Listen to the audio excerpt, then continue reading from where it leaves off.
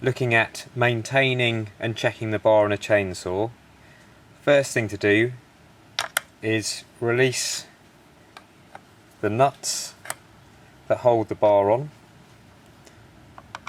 Secondly, a few twists on there to release the chain tension. And now we can look at taking this cover off. So remove those two nuts. I'm just holding the bar with my other hand. That now comes off.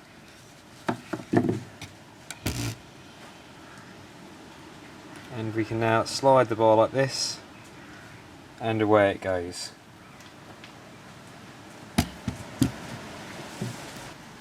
So now we have the bar off, the first thing we want to do is have a quick look at the rails. So we can do that by looking at these rails here, and particularly on the side of the bar where the bar was cutting. I think what I'm going to do is take a photo of this so I can demonstrate more clearly.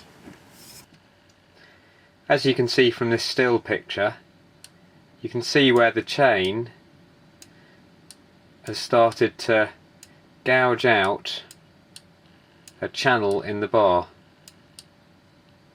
and it's done it on both sides.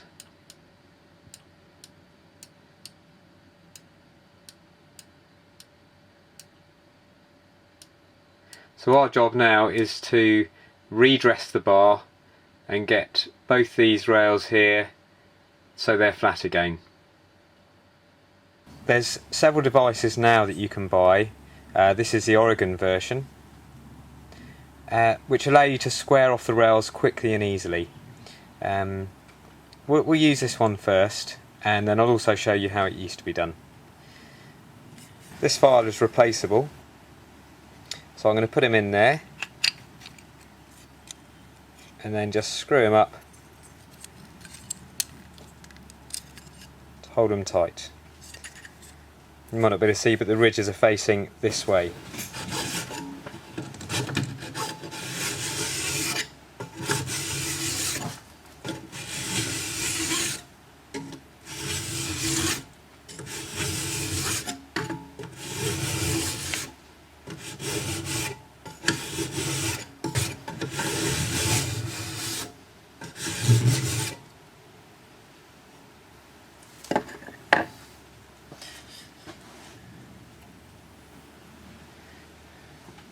Now you can see it's taking off lots of fine, almost looks like wire wool, getting those rails straight again.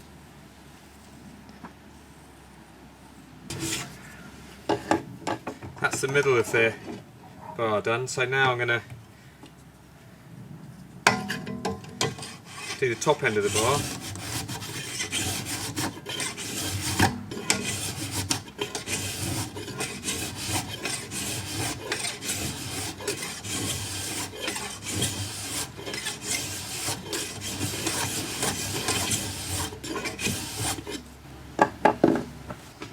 I'm just going to use a flat file to get these parts of the bar done.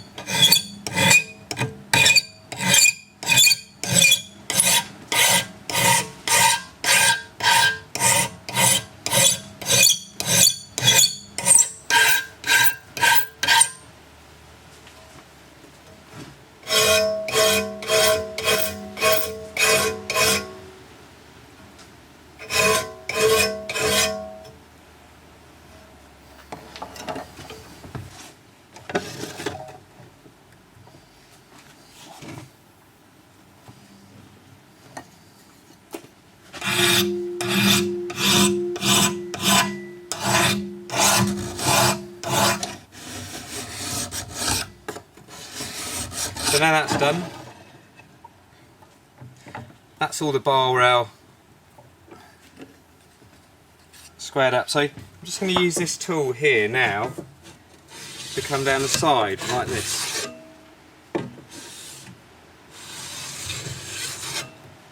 And what that does is, where you've just been filing off everything, you get lots of burrs on each side.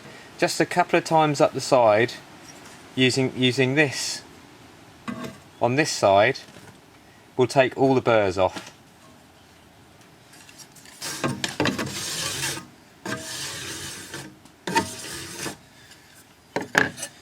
Again, another way you can do this is just with the flat file.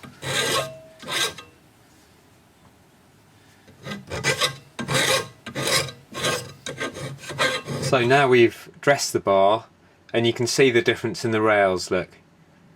Nice, clean and even. And this will give a nice smooth surface for the chain to run on. So we've now squared off the rails of the bar. I've also given the other side of the rails a quick tidy up as well. Now the side of the bar, if you like, on the bottom, say for instance you had that as the bar, the chain is on the bottom and that's where you're doing the cutting, will obviously wear a lot faster than the top. So every time you take the bar off and do this, dress the rails, etc., the next time you put the bar on, you'll reverse it. And just to be confusing, the last time I had the bar on it was upside down like this, so I'll be turning it back the right way up. So now we're going to use a bar groove cleaner. Lots of little bits of grit in the bar, so we're going to go down and you can really see all this bits of grit, and from where we've been cleaning it out just then, just dressing up the rails, so all the way down to the bottom. Look at all this stuff that gets caught in the bar. I'm also going to use an air line to blow it out. One thing to pay particular attention to though here is this. That is the oil hole there. That needs to be cleaned out to allow access of the oil onto the bar. So make sure you clean in and around there. I don't think you can ever do a good job really with just a brush, etc., or it takes too long, so I'm just going to use the airline. But first, before I do, let's dig that side out as well. Look at all that rubbish coming out.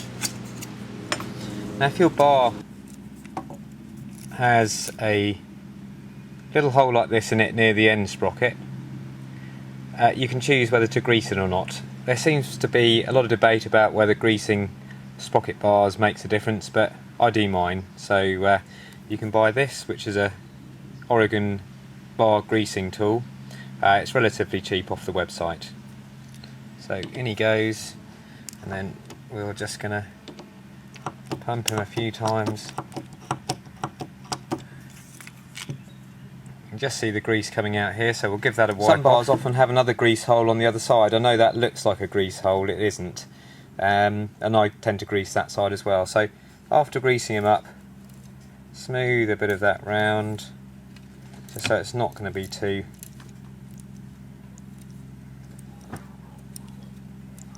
stiff. And there you go, that's greased the sprocket up nicely. So the bar is nice and clean, the rails are squared up, and he's ready to go back on the chainsaw.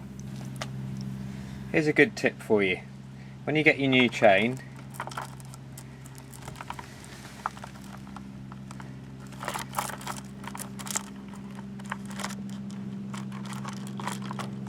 give it a dip in some bar oil.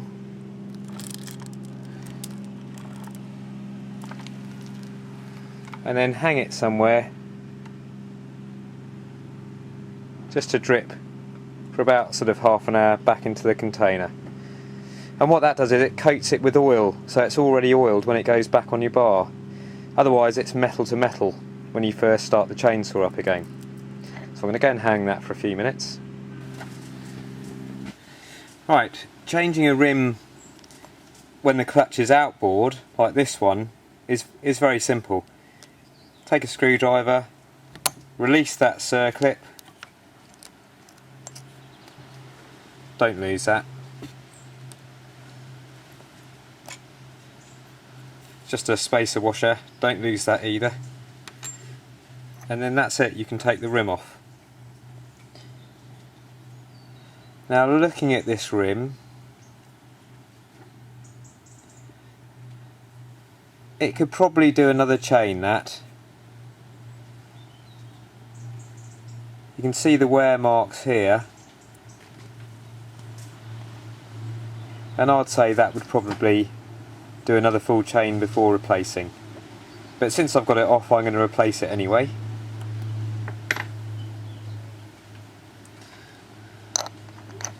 So all I do, pop another new one back on there, put the washer back on, then the circlip. I mean, people have different methods for doing this. I've seen a few of these flying across the room on my ears, and that just clips back on.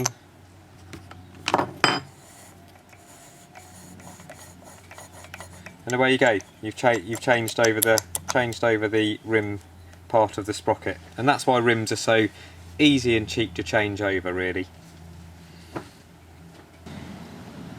Putting the bar back on is just a reversal of taking it off.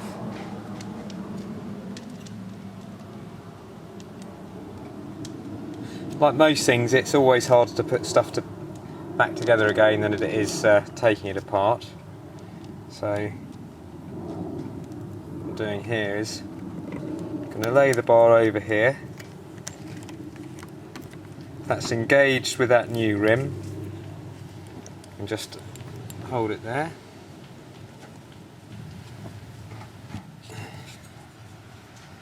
Now with this Husky, the chain tensioner is actually on the outside, so I'm putting that on there, looking underneath. Just use this little screwdriver to give you a better view. Just to back it up, you'll see it drop down in a sec. There she goes. So make sure that's sitting nice and square. And now on go the nuts. Just finger tight to start with.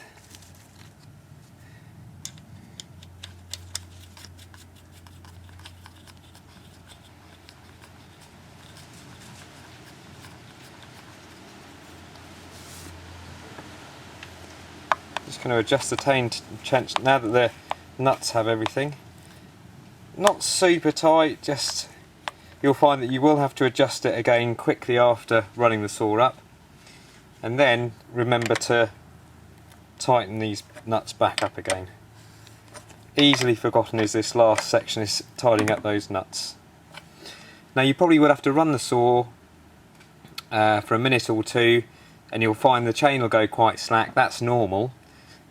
Loosen the nuts off again, tighten the chain, tighten the nuts, and then you should find you're pretty much up to speed then.